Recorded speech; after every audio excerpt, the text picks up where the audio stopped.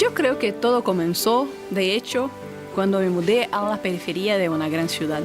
Allí empecé a ver a mugir a la gente. Vi a gente muerta a causa de las drogas y nunca había visto esto antes. Entonces vi a los niños que se volvían adolescentes y cómo se iban involucrando en todo aquello. Fue entonces cuando con un grupo de amigos del barrio decidimos comenzar a hacer proyectos para sacar a aquellos niños del alcance de los criminales. Fue un periodo extraordinario. Teníamos curso de danza, de fútbol, teníamos biblioteca, hacíamos eventos con payasos y cuentacuentos. Una de las cosas más memorables de aquella época fue una ocupación que hicimos en un predio que había 13 años de haber sido abandonado y que servía a punto de tráfico de drogas. Lo ocupamos y hicimos una biblioteca, un taller de grabado en madera, espectáculos. Y entonces presionamos al gobierno porque aquel espacio no podía continuar como estaba, inacabado. La presión fue tanta, llegó hasta la prensa. Hicimos tanto barullo que algunos meses después la prefectura resolvió finalizar la obra. Y aquel predio abandonado ahora es una escuela infantil. Fue en aquel momento que yo comencé a ver el poder que tiene una comunidad organizada, el poder de los proyectos culturales y sociales para cambiar una realidad. Pero no todo fue bello. Con el tiempo, el número de niños comenzó a aumentar. En nuestro equipo constaba solo de voluntarios. No teníamos la menor idea de cómo recaudar fondos y redactar los proyectos. El resultado fue que, después de un tiempo, no teníamos dinero ni para pagar la cuenta del agua. Lo primero que tuvimos que hacer fue cerrar el baño para economizar el agua. Los niños tenían que usar el baño de sus casas. Después de eso, todo fue empeorando hasta que finalmente tuvimos que cerrar. Ese fue uno de los mayores fracasos de mi vida, porque yo era la que tenía mejor formación en el grupo. Entonces, teóricamente, debería saber el camino.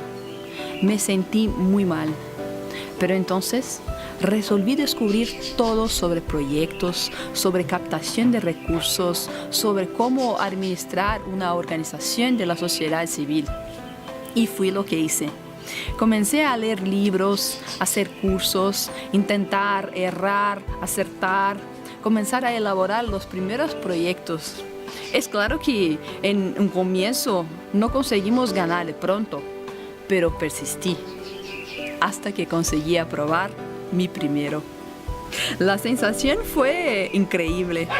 Entonces resolví entrar al gobierno, en el Ministerio de Cultura, cuyo ministro en aquel tiempo era Gilberto Gil. Entré para aprender más sobre proyectos y convocatorias. Viajé todo el país visitando entidades y proyectos culturales. Comencé a escribir las convocatorias del ministerio y comencé a organizar las comisiones de selección de propuestas.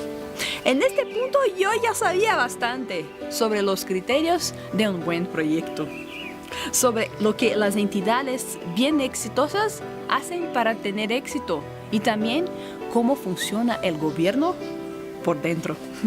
Luego fui a trabajar al gobierno en el programa de erradicación de la pobreza extrema, pobreza extrema. Aquello para mí era como un sueño, un trabajo en que podría tener un impacto en el mundo, un impacto nacional. Solo que las cosas no eran como yo pensaba. Había una convocatoria para proyectos de generación de ingresos y los municipios que ganaron fueron los más ricos de Brasil. Todo estaba muy mal. En este momento decidí salirme del gobierno y volver a la sociedad civil. Entonces, en mis vacaciones Me fui al lugar más pobre de Brasil a ver de cerca qué es la pobreza extrema. Cuando llegué, parecía que estaba en el paraíso. La región era uno de los lugares más bellos del país. ¿Cómo podía haber pobreza extrema allí?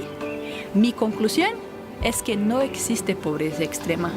Lo que existe, sí, es riqueza extrema. Lo que pasa es que esta riqueza no es aprovechada y la gente sigue viviendo en la escasez, aunque cercada por la abundancia. Cuando volví a la capital, resolví pedir la renuncia de mi cargo. Era un cargo federal muy deseado, con un salario considerado muy alto. Recuerdo que en el día que mi carta de renuncia llegó a los recursos humanos, me llamaron para ver si estaba de posesión de mi sano juicio. Nadie deja un empleo público de alto nivel con jubilación completa. Pero mi misión es otra. Y yo sentía que dentro del gobierno no conseguiría hacer todo lo que puedo hacer por la gente y por el mundo.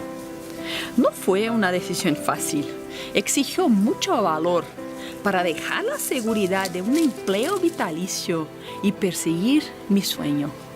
Pero las mejores decisiones no son necesariamente las más fáciles. Y hoy doy gracias todos los días por haber tomado esa decisión. Entonces volví al interior del Maranhão y resolví reunirme con los líderes locales para comenzar a realizar proyectos sociales y culturales.